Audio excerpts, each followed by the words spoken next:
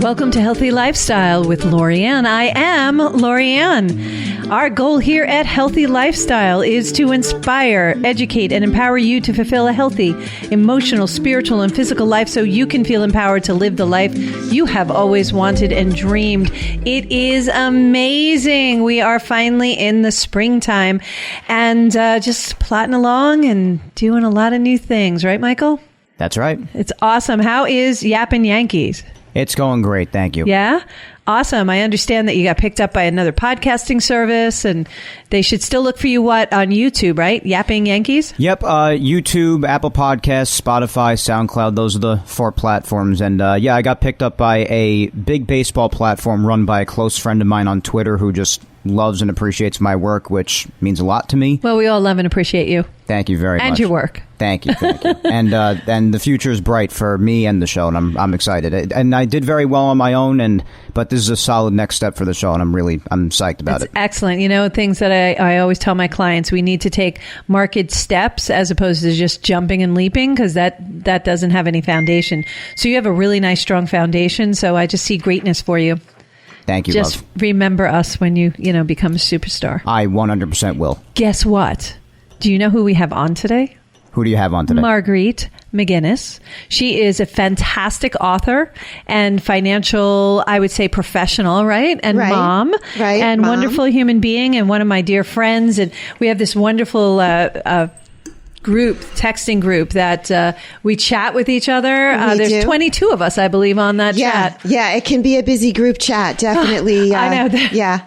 There are days when it starts binging and ringing, and I was just like, I just can't today. But it's very supportive. It's 22 women. Go figure, Michael. 22 of us, yeah. And all powerful, strong. Everybody has uplifting, non-for-profit, giving back. Everybody supports each other. And it's wonderful to be in that community. It's really, really great, right? Yeah, I love it. Yeah. I just feel so blessed to have met them all. It's been a wonderful 18 months since I first joined the group and started doing some community service with some of the not-for-profits. And I really just love doing that. And I just loved all the women I met. So it's been really enjoyable. So the last time you were on, just to transition a little bit, you had just your Runaway at Sea book came out. So you are a bona fide author. I am. So excited for you. Yeah. And you're in the process of working on or writing book 2, right? Yeah, book 2. There's 3 books in the series, which completes the story of my great-great-grandfather's crazy runaway life, which led him around the world quite by accident. Accident on purpose. I'm not sure. How do you say it? I call it universe, but so there are no accidents, my friend. Second book is right around the corner. It's taken me a bit longer to pull it together than I wanted. I really wanted it to come out last year as well.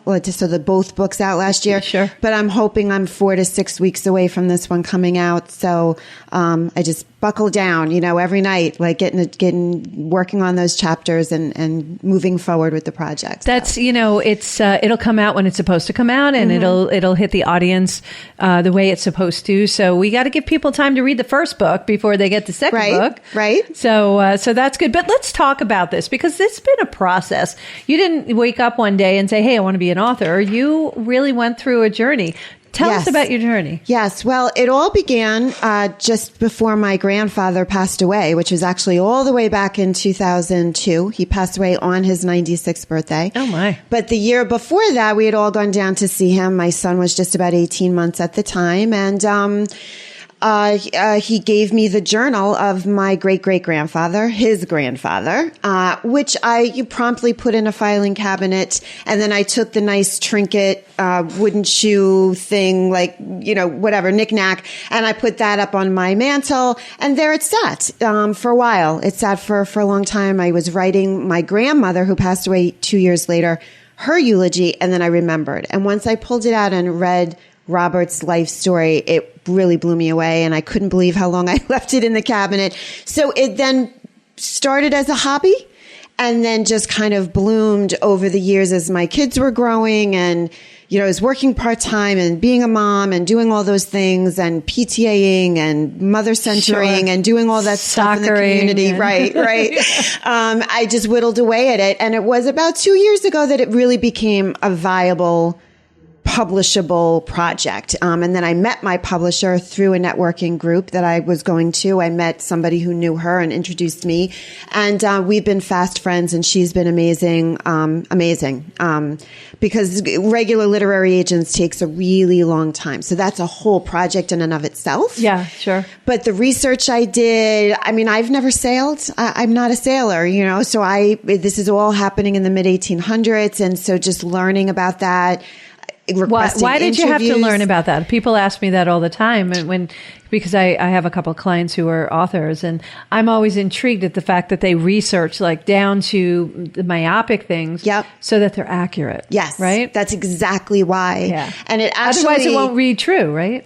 It's based on a true story. No, but I mean, if you're not accurate, it won't ring true. When it won't ring true. I think it makes writing stronger when there's authenticity. Of course. And also, you have to build a world that your reader believes. So even when we talk about fantasy, right, there still has to be research. Sure. J.K. Rowling had to still do research, even though it's a fanciful world, because she has to create a world that when you read it, you can believe it. Yeah. Even if it's ridiculous. And also that it works. Because yes. you can't just send something out there with no backstory to it, because there will become times when you have to refer to it and it has to ring true. Yeah. And there has to be the consistency. Yeah. Because you can't have the clouds upside down in chapter 1 and right side up in chapter 7. Sure. We just can't have that. It can be whatever you want it Continuity. to be. If the trees grow upside down, if everyone walks on their ears, that's okay, as long as it's consistent throughout. Yep. That's what we need. Yep. So. That's interesting. And so when you were going through the process, how long did it take you to write your first book? Oh gosh. Well, it's crazy to say that I actually started as a hobby way back in 2007, 2008. Yeah, that's not crazy. It took a long time.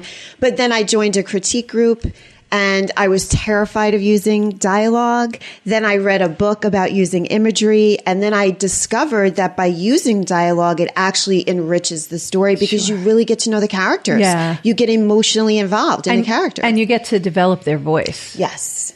And to be able to differentiate something that someone would say as opposed to not. Because in everyday world, there's something that you would say or I would say, and it would come out totally different. And people who know us know the difference. So that's Margreit, that's Lori Anne. Correct. Yeah. Absolutely. And so that was definitely a personal journey to go through to be brave. I just felt brave to use dialogue because it's a period piece. It's historical. It's in the mid 1800s. I didn't want to use Old English because I didn't want it to become so difficult for middle schoolers. This is written for age 10 and up. Right. I didn't want kids reading it, having a tough time, and then giving up on it. Yeah. Because this story, I think, is so amazing that I wanted to make sure that it was written in a way that appealed to young kids so they could see, they live in a digital world. This was craziness, what my ancestor went through. So, and when you talk about research, even down to I can't use the word flip flop. Can't, there's certain words I can't use. Sure, they didn't have them. And because they just didn't use them. That's right. So your great-great-grandfather didn't pick up his iPhone and call his friends? No, he did not. Weird. Yeah. No, I think I love that whole journey that you went through. And through it, there's some lessons that are learned in there. Yes. So give us a couple examples of some of them. I know one is just being free enough to take that adventure. Definitely. And definitely believing in yourself, even when I thought when I started, this is going to take me a year or 2 years, because life happens when you're living life. Sure. And it does get in the way. Yeah. Life gets in the way of life. Does that even make sense? Yeah, it does, actually. But it does. And it did for me. Certainly it was a decade of a lot of transitions. I lost an aunt. I lost both my grandparents. My father passed away. All of these things were happening. Wow. So you have to just find a way to get up and keep going. Yeah. And, I would look at other women that had children and had careers, and I felt a little bit why can't I do what they do, or what, you can. And you did. I can, and I did. Yeah. So rather than beat myself up, I figured I'm going to use those women as inspiration to be able to keep going. I say this all the time. You'll know this because you've heard me say that, is that you got to keep your eyes on your own paper. That's right. Meaning that keep your eyes on your own life, because there's someplace and they're supposed to be there, and you're exactly where you're supposed to be at the exact time. So there was no, oddity that it was shelved for 2 years before you actually recognized, connect the dots, and were inspired to write. You weren't ready for that inspiration, but you had all the inspiration you needed sitting right in your room, right in your house, which I think is really, really cool. I love that whole thought. And then you were persistent. You could have said, you know what, I'm done with this writing, putting it aside, and never finished the project. You didn't do that. No. You kept in there, and you kept pushing and kept pushing, even when some of the feedback was a little harsh. Yeah, I'll tell you something. Everybody that read my book loved it. I got great feedback from my critique group. I would bring it there. I would read, sections of it. I would get the feedback. I would make the edits. I paid an editor to actually go through and do a full edit on it with story arc and line edits for grammar. I did all of that. And I would go to query agents. I would go to writers' conferences and do pitch-a-paloozas. That's what they call them. Yeah. So doing 3 minutes in front of an agent, 10 minutes in for whichever it was. And the agents were very resistant to the story, but my beta readers kept telling me how much they love the book. Yeah. And so that's what kept me going. I had educators, English teachers, librarians reading it, telling me how much they loved it. Yeah. So I said, you know what? And then the doing the book actually woke up the creative side of me. And so as my normal career is in the financial industry and financial planning, I then kind of started doing some freelance writing because it gave me an opportunity to combine my sales and my creativity and my relationship building. Sure. And through that networking, I met somebody who then introduced me to my publisher. So when you say you are where you're supposed to be, if it didn't all happen in that order, I wouldn't have met Stephanie. Yeah. And she's the one who believed in the project. She believes in me. She's been amazing to work with. And I've learned so much having her. So behind me. Yeah, that whole process. Jack Canfield, who's my mentor, he and I went through Canfield Train the Trainer, so I train other mentors. But when we were talking, he got rejected over 140 times for his Chicken Soup to the Soul, which sold millions. Unbelievable, yeah. And it was the 149th, I believe, time that they finally got a yes. And you know what? It means stay in there, keep going, stay in there, keep going. Right. Believe in yourself, like you said, and believe in your project, that you have something worthwhile. You had people giving you that feedback. Feedback is like one of the number one important things when you're running a business or you're doing anything. That feedback is so valuable, whether it's good or bad, because if it's bad, you can adjust to it. It's not a critique on yourself. It's a critique on how to make it better. And that's something as a writer that you do have to learn to do. Yeah. So, and this it translates to any business that you're in a leadership role or whatever you're trying to grow your career, whatever you're doing, you have to be open to that constructive feedback. And I mean, I still have my critique group every 2 weeks. And there are definitely times when they're like, I loved page 1, but page 2, you went off the rails. Like, I don't even know what's going on page 2. What happened? Right. Or they may I just read a piece this past Sunday. We did our Zoom meeting and I read a piece and, they can get stuck on one paragraph where they say this paragraph isn't resonating. And I can say to myself, the book is going to be 300 plus pages, right? Right. It's one paragraph, but it's a pivotal paragraph in the scene. So it was important to me that it didn't work for her and I had to take away a word and put a few words in and just making those small changes. But you have to be open to that. Yeah, you definitely have to be because sometimes there's a phrase that you want to use and you want to use that sentence and you have to be brave enough to throw it out. That's right. And not use it as much as you really like the sound of it. It's like driving in a car. If you're reading a paragraph and suddenly it hit a bump and it just doesn't resonate, it could make a reader put the book down. Yeah. It could make the reader walk away from finishing the story and missing, all the greatness that goes on after that paragraph. And the most brutal edit I had to do was actually drop 7 chapters from the book 1. Wow. 7 chapters. What did that feel like? How did you go through that? The decision to do that, I actually gave it to a friend of my mother's who's a published author. And she read it for me and she got back to me and said she really liked my writing. She thought it was very good, but she said the action doesn't start until chapter 8. So chapter 7 was all the backstory of Robert before he ran away. And so she said, I'm just going to tell you my opinion is that chapter 8 should be chapter 1. So I brought piece of chapter 1 and a piece of chapter 8 to my critique group. I read them both, and overwhelmingly, they all said chapter 8 should be chapter 1. Because you start right in the action. So I highlighted it, I cut and I copied it. It later became, I actually have a prequel out, which is a free download called Bricks Brothers and Breakaway. And it is a lot of those 7 chapters, which I turned into this free ebook, tease. I guess it's supposed to be a tease for the book, but it's the pre-story for a prequel. So I did use it eventually, but it was hard. It was a big decision to cut 7 chapters, but it made the book better. Yeah, and that's a brave thing to do, is to be able to take that feedback. And again, in speaking with my clients, working with them as business people and stuff like that, feedback from your clients, feedback from your family, doesn't matter. Feedback from anywhere is always helpful. Absolutely. Matter of fact, one of the tools that I had learned along the way was asking family for feedback. So you actually have a dialogue with someone and says, from 1 to 10, how am I doing? How's our relationship?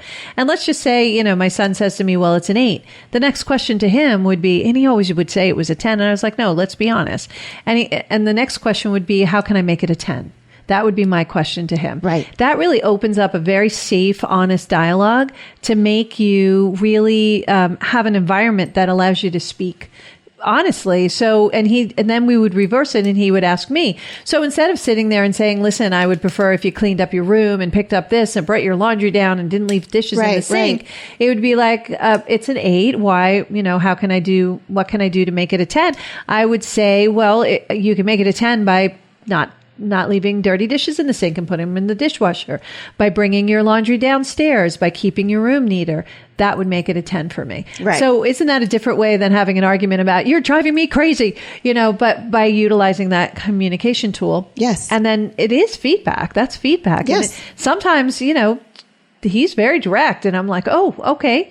And it gives me something to think about, and that sometimes that's all I have to do is say, or you would have to say, or someone else is, let me think about that for a little bit and see if that works for me. Yeah. It doesn't have to, you don't have to adjust to it, but it's really a good tool. I find it a really good tool. So yeah. So and I think it's just the critique group carried through in other forms in other places in life. So it's very valuable to be open to that and not be all like twisted and tense and, oh my gosh, somebody's going to say something I don't want to hear. But, if I fill my life with people who just yes me to death, I'm never going to grow and I'm never going to learn. Well, then I don't need them in my life because I could look in the mirror and give myself the answer I want. Yeah, right? So, I want somebody to give me an external. So as a mentor, this, as a mentor, I look inside from the outside. I have no emotional attachment to the outcome. I have no emotional attachment to the other people in the person's business or how they're interacting. Right. I just see what I see. So it makes it a lot easier for an outsider to look into our lives and say, well, blah, blah, blah, X, Y, Z, this might make it a little better. Right. I liken myself to that, like a lifeguard. Standing on the side of the pool, you're in the middle of the pool, you're doing business, you're writing your book, you're treading water and trying to keep your head above water, working in your business. And I'm on the outside working on your business saying, okay, we got a shark coming in, from in front of you. We got something else coming in from the rear. Let's just see, what we can do to put into place to make sure we keep both of that at bay. Right. So it's the same thing, feedback for writing a book. It's just amazing that you jumped out to do that. I'm in the process of writing a book, and like you, it's taking longer than I expected, but it's exactly where it's supposed to be right now. Right. Because as I get more information, it's actually making the book better and the explanation easier for me to come to. So it just becomes aha moments later. Did you find that? Yeah, I definitely had some aha moments, and getting the beta reading feedback and the educator feedback on the book gave me a lot of confidence. Yeah. Which I wouldn't have had otherwise. If I just listened to literary agents, I would have given up. Yeah. I would have maybe given up. But because I listened to my readers, I kept going, and it gave me that confidence to do that. Yeah. And it's really like, other than just having the confidence and really doing something that I enjoy writing, it really has resonated throughout my personality, my life right now. Sure. To have that level of confidence to move forward in all the other areas of my career, not just writing. So it really has taught me and helped me to grow.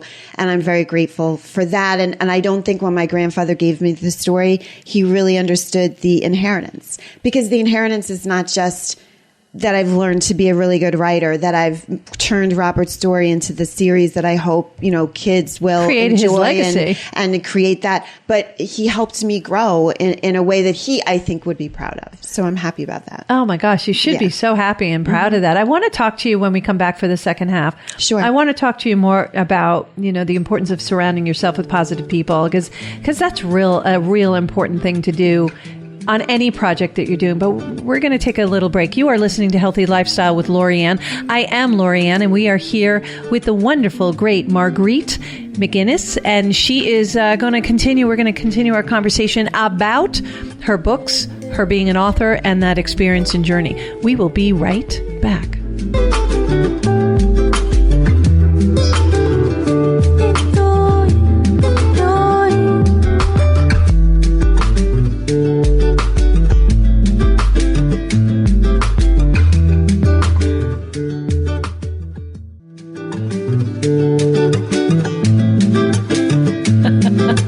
Welcome back to Healthy Lifestyle. I am Lori Anne. If you have any questions, comments, or ideas you'd like to hear more about, please email us at healthylifestylewithla@gmail.com. That's healthylifestylewithla@gmail.com. Michael, I was told I say that too fast and I can't write it down.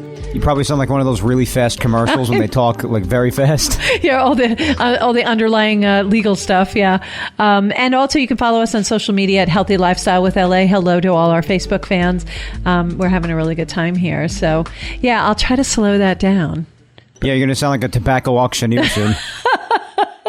It was really good. What were we talking about? Feedback. Yeah, it was good feedback, but thanks, Michael. I appreciate the support there, bud. So we're talking about the process that you go through for writing and stuff like that. You're not just a writer though. You were a professional in finance. Right. You're a mom. I'm a mom and I do some freelance writing. And actually my publisher and I, during the shutdown last year, took a program that I put together for schools visits for the book. So it was generally like a workshop for age 10 and up, and decided to take that, expand it, and create an Intro to Creative Writing Bootcamp video series, which is on sale on Udemy.com. It's on sale on RedPenguinClasses.com. And there's also a Groupon out for it as well. So it's about 4 hours of video instruction. Nice. So, so I have kind of like lots of little branches that stemmed from the writing. Oh, so you just walked right into my leer here, Yeah. because I am a big proponent of multiple revenue streams and being able to do a bunch of different things. We are people's sisters and aunts and moms and cousins and friends. And so we have all these hats on a relationship level. We also have a lot of hats that all point back to your writing. Did you ever notice that? Yeah. Yeah. So all these different things create different revenue streams. I love the fact that you are doing the Udemy and having a video series out there, so that's a revenue stream coming in. Right. Your book is a revenue stream coming in. Your second book will be another revenue stream coming in. Plus you do freelance writing for small businesses, just helping them with content, figuring out and articulating and developing a message for them to send out to their clients, talking to them, counseling a little bit on not always asking for the sale. You got to build a relationship with your clients. There's a lot of people out there in various industries doing the same thing that they're doing. Sure. So the one thing that makes a difference is that person, their story, and that relationship with their customers. So that's really important. And that means, you don't always hit your clients over the head for the sale. Sometimes you just got to provide some valuable information. Yeah, without a doubt. Well, that's basic business development. Basic BD is giving something out, and then you become that expert, that resource. That's right. And then people come back to you because they're feeling comfortable, and you've given something without any ask back. It's just what you do, and we do that all the time. We help each other, especially in that texting group that we have with the 22 That's women. right. We help each other all the time, utilizing the tools that we have, not with any expectation of anything coming back, but invariably what happens is when we help other people love helping each other. People just love it. And I'll tell you a story story. There was something that I wanted to do when I was younger, and I had the availability of doing it because I shared my story and I shared what I wanted to do with a group of people. And there was somebody, a gentleman in that group of people who years later came back to me and went, Lori Anne, I remember you said you wanted to sing in Lincoln Center. And I said, yes, indeed I do. And I was quite young at the time. And they said, we can make that happen. We can definitely make that happen. I just happened to start working there. And I was like, are you kidding me? So he got me in front of the right people. I ended up singing in Avery Hall in Lincoln Center. Wow, that's very impressive. Isn't that amazing? And it's all because I shared it and people love to help. He remembered that and came back and found me. I hadn't been in contact with him for years because he ended up going out to the West Coast. But that he remembered that was just totally amazing to me. That even goes on. I'm sure this happened to you too. Yeah, I mean, well, that must have just had an impact on your life in many positive ways. Huge. So, and what happens is incredible. You want to give back. And so I have since helped him he started a new business. So of course, being a mentor, he found me again and he's like, hey, can you help me with this? I was just like, anything you want, anything. So it's really a nice handoff and people love doing that. Just like when you were going through right place, right time, and you had someone who introduced you to someone who's now your publisher. That's right. And that's just beautiful. That's how the world works. That's how it's supposed to work. And that's what keeps the joy in it. Yeah. I mean, it doesn't necessarily happen on our timeline. And that's the frustrating thing. It's like, I want it now. No. Yeah. But sometimes there's a reason, all the time. There's a reason why it's not happening the way you want it there. Right. And you also have to be, as I mentioned before, I'm not attached to outcome. You have to know where you're going. You have to have a vision, but what it looks like may change in the route. And that's the exciting part. So there's the part where you enjoyed the journey. Right. You didn't get frustrated, maybe a little bit once in a while. Sure. But you kept on the journey and kept writing. And even though people were saying, the professional air quotes were saying, the decision makers were saying, no, this is not what we want. The people who are the real people, meaning the readers, were saying, no, you're on the right track. Keep going. I love that you listened to that. I love that you surrounded yourself with people who were your cheerleaders. We need to do that. Not to yes us to death. There's a difference. Right. Cheerleading and encouraging somebody doesn't mean that you're yesing them to death. Right. Absolutely not. Two different things. Well, you want the best. So, so the people that you surrounded yourself wanted you to be the best and write the best and get that best story out there. So they helped you make the product even better, right? Absolutely. Collaboration. I love it. Yes. And I don't know how I would be a writer without my critique group. I'm really grateful to them. Every 2 weeks we meet. It used to be a much bigger group.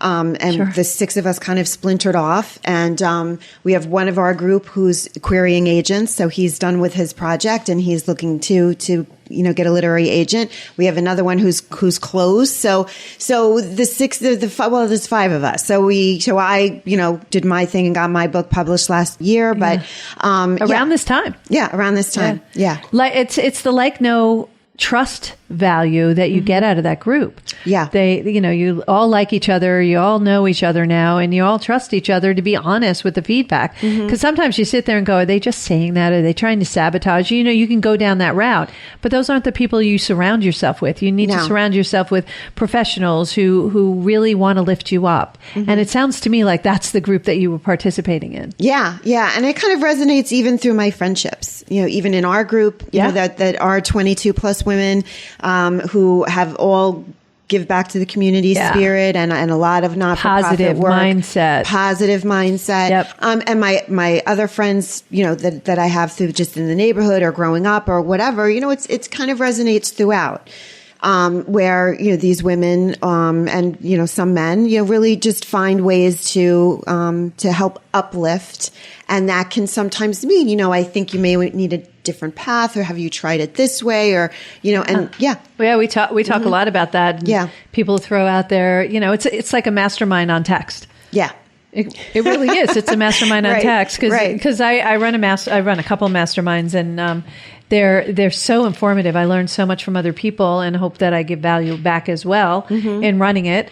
They keep coming back, so I believe that I do. Right. But you having that and moving forward. How did you keep moving forward? Because I know you were up against a lot of stuff. Like you kept getting slapped down, and you just kept brushing yourself up, getting yourself up, and keep going. I love that about you. It really kept feeling like I was stuck in the surf. Yeah. For a night, like to get an image, that you think you've made it past the breakers, and then another one just comes and slams into your head. Yeah. So it was a period Pulls of you my back life. out. Yeah. Yeah. It was a period of my life where I really felt like that. Yeah. Really felt it was really tough to keep going.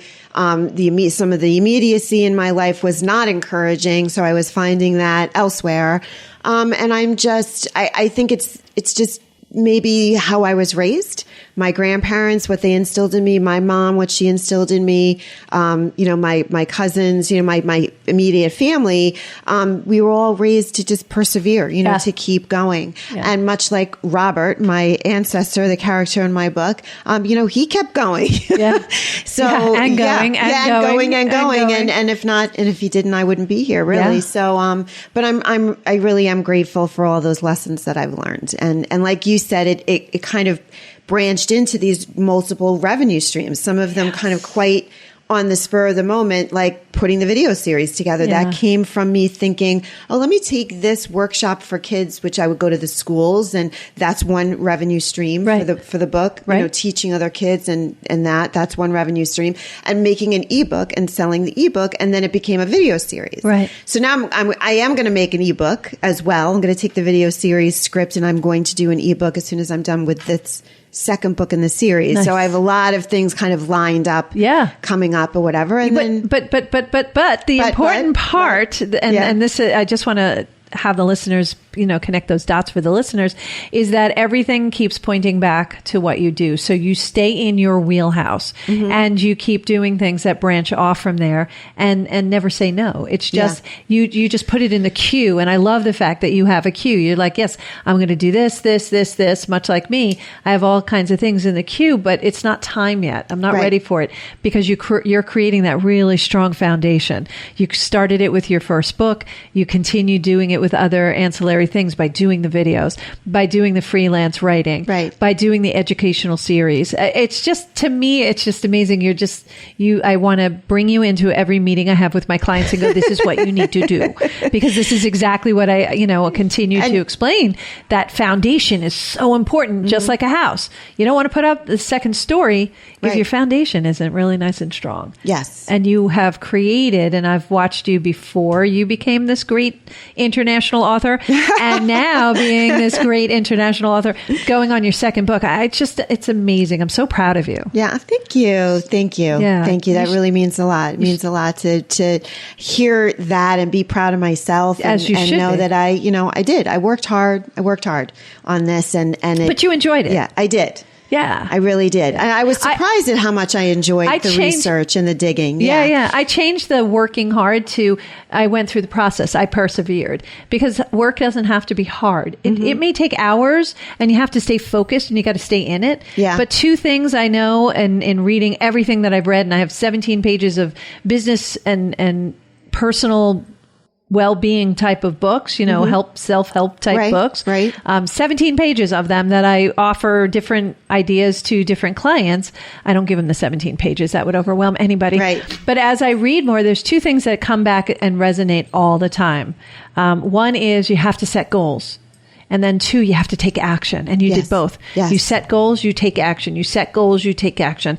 That is the story, and the believe it or not, the super private equation to success. Right. And you just do it. You over and over and over. And it's rinse and repeat. That's what you do. Yeah. And even in the financial piece of my career, which is completely different from writing. Which bugs me out, because I know you as, writer and Margreit. I don't know the financial side of it, but you are. Yeah. So talk a little bit about that. So I started, in my mid-20s, working actually 10 years ago. Yeah, we're going to say that's 10 years okay, ago. Sure. But we're started with Dreyfus Mutual Funds. Oh, sure. And it actually came at a time I had a horrible car accident when I was 20 and really bad brain injury, which is another story in and of itself. Wow, did not know that. Yes. So it took about 5 years of, I had short-term memory issues. I had, my shoulder was ripped up. I had all kinds of other orthopedic issues. So I really had no short-term memory. And any of my friends that might listen to this would laugh and say, I used to say, oh, let's go to the movies. And they'd be like, well, like yesterday I told you I'm doing something with my whatever. Like it was tough for me to learn and to remember. So I started this job at Dreyfus Mutual Funds way back when. And it happened to be at the same time my brain like rewired itself, where I was actually able to learn. So this was my first experience of actually having my brain like turn on like a light bulb. Sure. And so I just was a sponge, and I just loved everything I was learning. And little by little, I got one license after another, and I worked in the financial industry, but more back end for a pricing vendor. And then from there, I opened a practice, and I had that for about 9 or 10 years. But when my kids were little, I restructured. Sure. So I'm still with Northwestern Mutual, and I'm really, really enjoying it. But one of the great things about all of the little professional things that I'm doing is they all are about helping people. Yeah. Like helping people do their financial planning, helping people set themselves up so they feel most secure, helping teach people how to write, helping to teach people about taking in good feedback, providing a book that talks about somebody else's perseverance, and maybe that will help a kid gain confidence, so lots of the things that I'm doing are really the end result is helping somebody. So that makes me feel good. Yeah, I love that. And it does make you feel good. And our healthy lifestyle followers know that I say this all the time. We're here for two reasons. We're here to learn something, and we're here to help other people, to serve, right. to serve other people. And we are the happiest when we're serving other people. There is nothing better. Right? I just love it. The friends that I've met, a year and a half ago, our group in all the not-for-profits, and just trying to do a little bit here, a little bit there, give some time, do this fundraising, collecting gift cards for some event or whatever it may be. But the end result is all the people in the community that are helped through those organizations. Yeah, and we have a hoot doing it too. Yeah, we do. We have a good time. We do have a whole lot of fun doing it. That's right.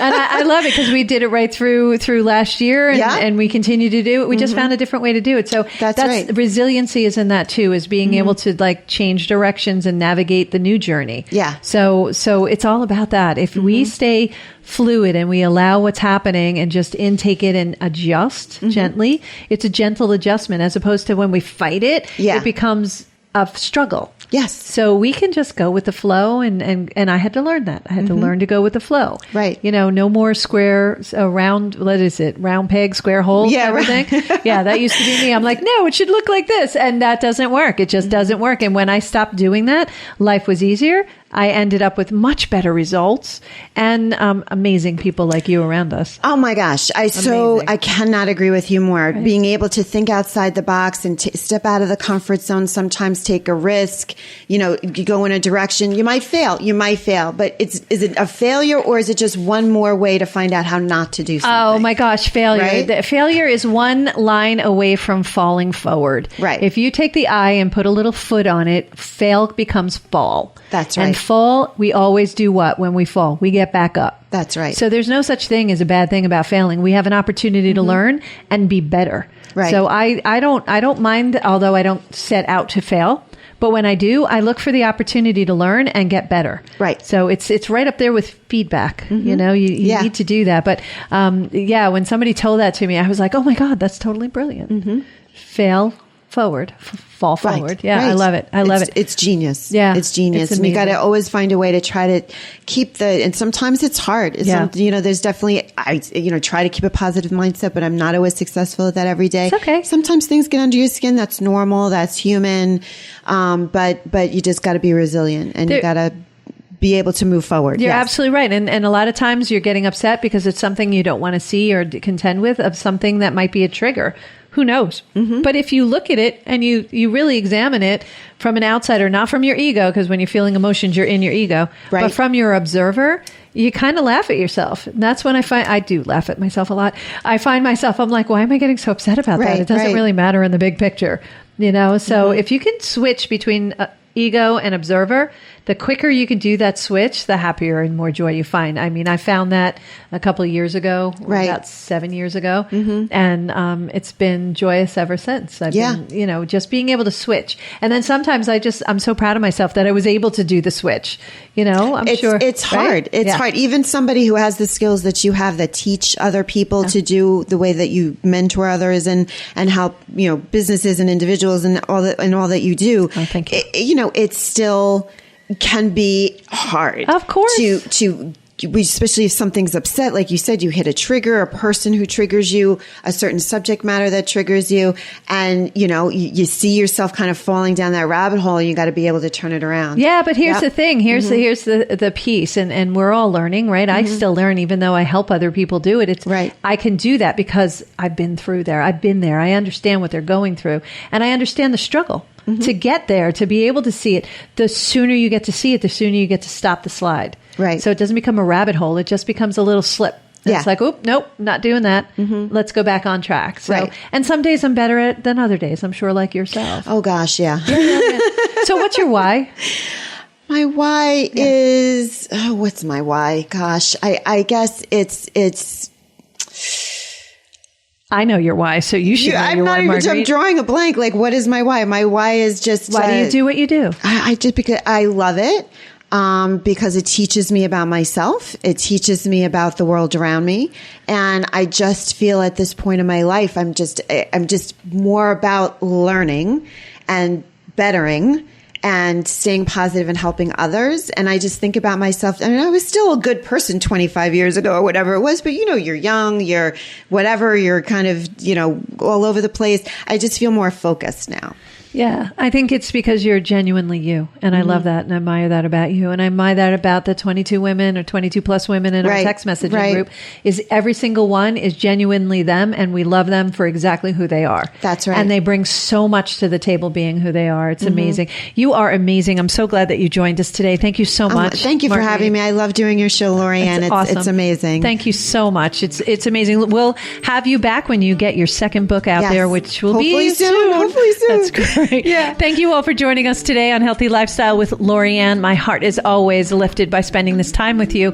And I know time is important and it is a gift. So thank you again for joining us on Healthy Lifestyle. I'm Lori Anne Casdia. Until next time, play a higher role, serve a higher purpose, show up for you, and show up what, Margreit? Big. Big. Huge. Tremendous.